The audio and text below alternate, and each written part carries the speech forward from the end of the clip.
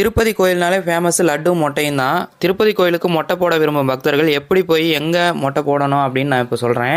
இது 18 இடத்துல இருக்குது. நம்ம இப்போ பார்க்க போகிறது ஈஸியான இடம். யாத்ரி சதன் அப்படின்னு கேளுங்க. பஸ் ஸ்டாண்ட் பக்கத்துலேயே இருக்கும். அதாவது ரூம் புக்கிங் ஆஃபீஸ்க்கு மேலே இருக்கும். ஸ்டெப்ஸில் ஏறி வரணும். இதுதான் செப்பல் வைக்கிற இடம். ஆனால் அங்கே செப்பல் வைக்காதீங்க, சேஃப்டி கிடையாது.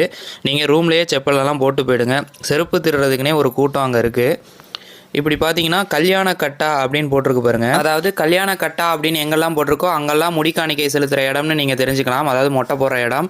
அங்கே போனீங்கன்னா இந்த மாதிரி கம்பிகள் கேட் மாதிரி போட்டிருப்பாங்க. அதாவது உள்ளுக்குள்ளே சாமி கும்பிட போகும்ல, அதே மாதிரியான செட்டப் பண்ணி வச்சுருப்பாங்க டோக்கன் வாங்குறதுக்கு. எல்லா கோயிலையும் நீங்கள் பார்த்துருப்பீங்க.